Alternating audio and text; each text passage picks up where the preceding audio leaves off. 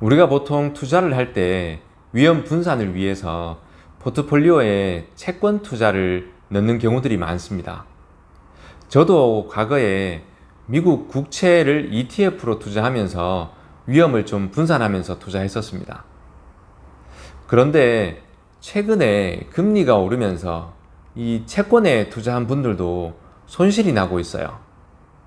왜냐하면 금리가 오르면서 채권의 가격이 떨어졌기 때문입니다. 그런데 좀 상식적으로 이해가 안 가지 않습니까? 저는 처음에 이 얘기를 듣고 참 이해가 안 갔었어요. 처음 투자했을 때 왜 채권의 금리가 올라가는데 이자를 더 많이 주는데 왜 채권의 가격이 떨어지지? 값어치가 더 올라가지 않습니까? 그런데 좀 공부를 해보니 좀 이해가 가더라고요.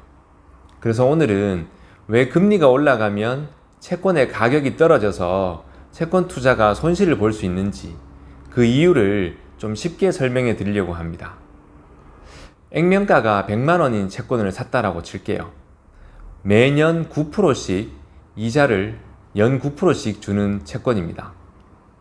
그런데 시장의 금리가 올라서 연 10%의 이자를 주는 채권이 나왔다라고 생각을 해볼게요.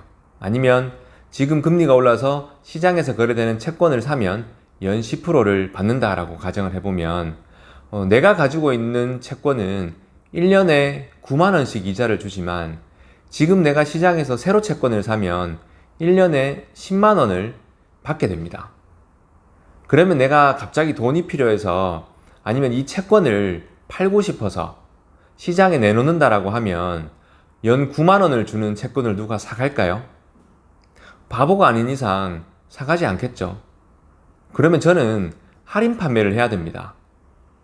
그래서 연 10%를 받게 하려면 제 9%짜리 채권은 100만 원이 아니라 90만 원에 팔아야지 다른 사람들이 사가겠죠. 그럼 제가 가지고 있는 채권의 가치는 떨어진 게 맞습니다. 금리가 오르면서 채권의 가격이 떨어진 거죠. 그러면 우리가 알고 있는 ETF나 펀드를 투자해 봤다라고 생각을 하면 그 펀드에도 내가 이미 샀을 때 그 안에 채권들이 기존 채권들을 가지고 있는 겁니다. 그런데 새로운 채권을 사는 순간 내 기존의 채권의 값어치는 떨어지는 겁니다. 물론 금리가 올랐을 때는요. 그러면 반대로 금리가 떨어졌다면 어떻게 할까요? 기존에 제가 가지고 있는 채권이 이자를 더 많이 주는 더 가치가 있는 채권을 가져가게 돼서 내 채권의 가격은 올라가게 됩니다. 그래서 금리가 오르는 시기에는 내가 기존에 투자해 놓은 채권은 값어치가 떨어져서 손실이 나고요. 금리가 떨어지는 구간에는 내가 기존에 가지고 있는 채권의 값어치가 올라가서 수익이 나는 구조로 되어 있는 겁니다.